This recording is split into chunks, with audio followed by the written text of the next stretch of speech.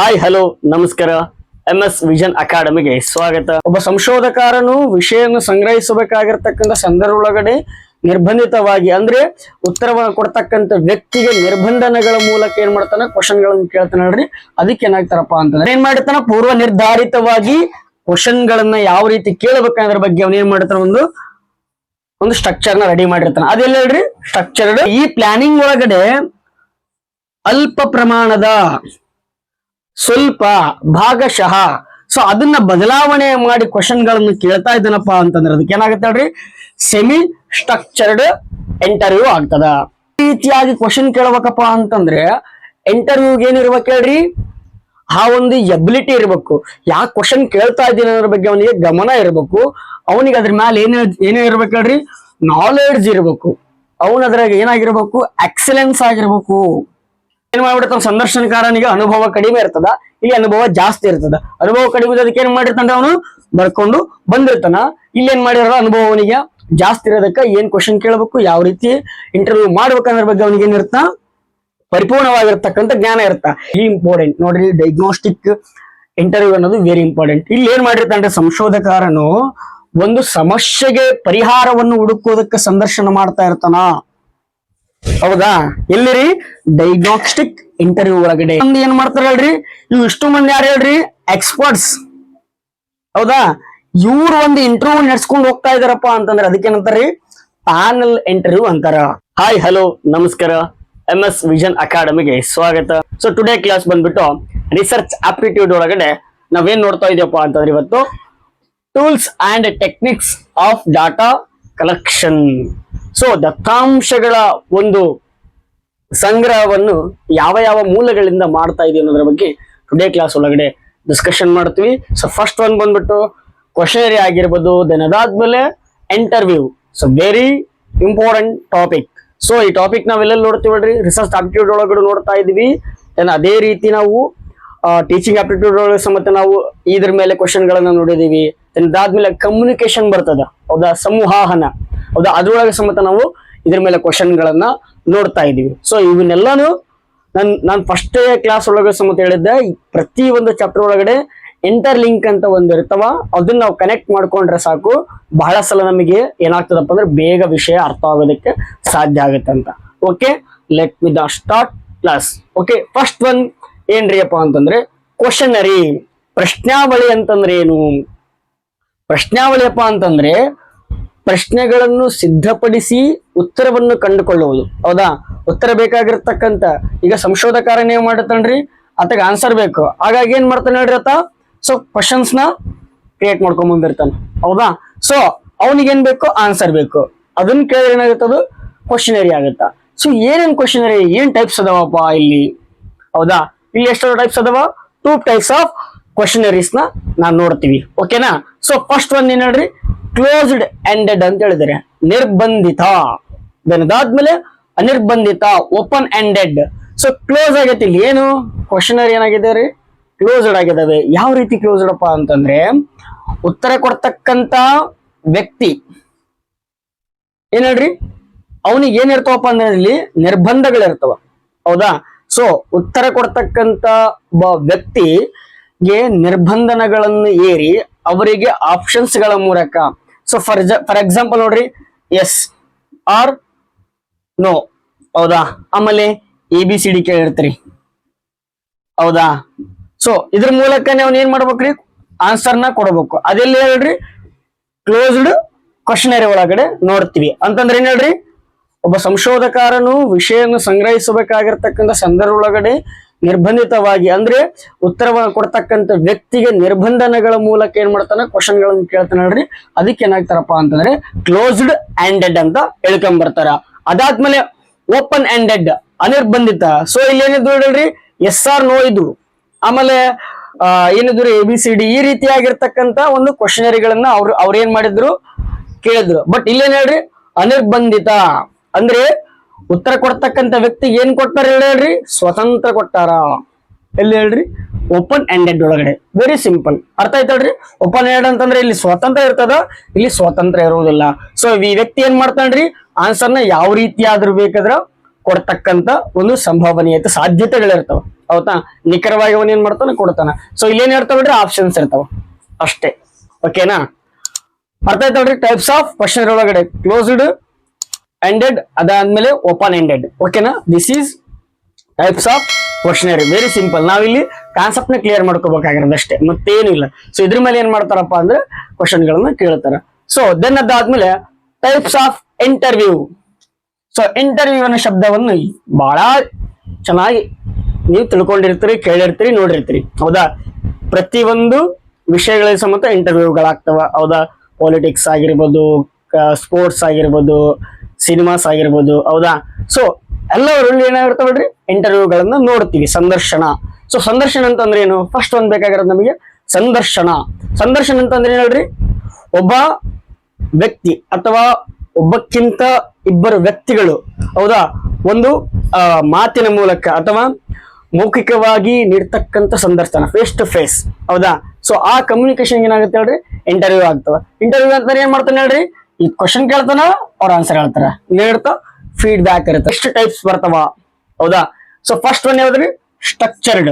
Then ಅದಾದ್ಮೇಲೆ semi structured, ಅದಾದ್ಮೇಲೆ unstructured. ಓಕೆನಾ, ಇಲ್ಲಿ 3 ಟೈಪ್ಸ್ ಆಫ್ ಇಂಟರ್ವ್ಯೂಗಳನ್ನ ನೋಡ್ತೀವಿ. ಫಸ್ಟ್ ಒನ್ ಏನ್ ಹೇಳ್ರಿ, ಸ್ಟ್ರಕ್ಚರ್ಡ್, ಸಂರಚಿತ ಅಂತ ಹೇಳಿದ್ದಾರೆ. ಸೊ ಇಲ್ಲೇನ್ ಹೇಳ್ರಿ, ಏನಾಗುತ್ತಪ್ಪ ಅಂದ್ರೆ ಸ್ಟ್ರಕ್ಚರ್ಡ್ ಅಂತಂದ್ರೆ, ಈಗ ಸಂಶೋಧನಾ ಇಂಟರ್ವ್ಯೂವರ್ ಇರ್ತಾನ ನೋಡ್ರಿ, ಅಂದ್ರೆ ಸಂದರ್ಶನಕಾರನು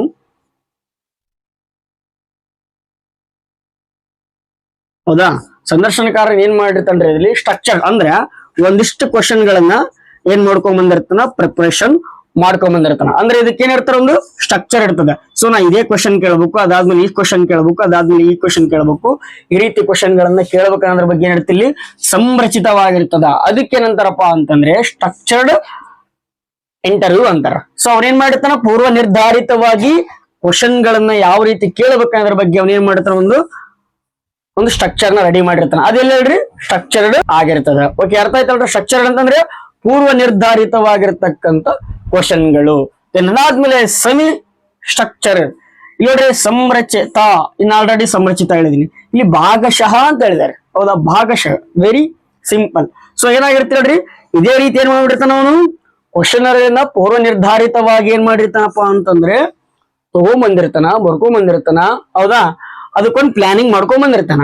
ಸೊ ಈ ಪ್ಲಾನಿಂಗ್ ಒಳಗಡೆ ಅಲ್ಪ ಪ್ರಮಾಣದ, ಸ್ವಲ್ಪ, ಭಾಗಶಃ, ಸೊ ಅದನ್ನ ಬದಲಾವಣೆ ಮಾಡಿ ಕ್ವಶನ್ ಗಳನ್ನು ಕೇಳ್ತಾ ಇದ್ದಾನಪ್ಪ ಅಂತಂದ್ರೆ ಅದಕ್ಕೆ ಏನಾಗುತ್ತೆ ಹೇಳ್ರಿ, ಸೆಮಿ ಸ್ಟ್ರಕ್ಚರ್ಡ್ ಇಂಟರ್ವ್ಯೂ ಆಗ್ತದ. ಅರ್ಥ ಆಯ್ತಾ. ಇಲ್ಲಿ ಏನ್ ಮಾಡಕ್ಕಾಗಲ್ರಿ, ಚೇಂಜ್ ಮಾಡಕ್ ಆಗಲ್ಲ. ಏನ್ ಮಾಡ್ಕೊಂಡ್ ಬಂದಿರ್ತಾನ ಅದು ಸ್ಟ್ರಕ್ಚರ್ಡ್, ಅದು ಫಿಕ್ಸ್. ಹೌದಾ, ಇಲ್ಲಿ ಏನ್ ಮಾಡ್ಬೋದು ಹೇಳ್ರಿ, ಭಾಗಶಃ, ಸ್ವಲ್ಪ, ಅಲ್ಪ ಮಟ್ಟಿಗೆ ಏನ್ ಮಾಡ್ಬೋದು, ಸಂದರ್ಶಕಾರ ಏನ್ ಮಾಡ್ತಾನ್ರಿ, ಒಂದು ಕ್ವಶನ್ ಗಳನ್ನ ಕೇಳುವಲ್ಲಿ ಅಲ್ಪ ಪ್ರಮಾಣದ ಬದಲಾವಣೆಗಳನ್ನು ಮಾಡಿದನಪ್ಪ ಅಂತ ಅದಕ್ಕೆ ಏನಾಗುತ್ತೆ ಹೇಳ್ರಿ, ಸೆಮಿ ಸ್ಟ್ರಕ್ಚರ್ಡ್ ಒಂದು ಸಂದರ್ಶನ ಆಗುತ್ತಾ, ಭಾಗಶಃ ಸಂದರ್ಶನ. ಹೌದಾ, ಭಾಗಶಃ ಸಂರಚಿತ ಸಂದರ್ಶನ. ಓಕೆ, ಅರ್ಥ ಆಯ್ತು ಹೇಳ್ರಿ. ಇದು 100% ಆಯ್ತು. ಇದ್ರೊಳಗಡೆ ಏನಾಯ್ತು ಹೇಳ್ರಿ, ಸ್ವಲ್ಪ ಪ್ರಮಾಣದಲ್ಲಿ ಬದಲಾವಣೆಗಳನ್ನ ಮಾಡೋದಕ್ಕೆ ಸಾಧ್ಯ ಆಗತ್ತೆ.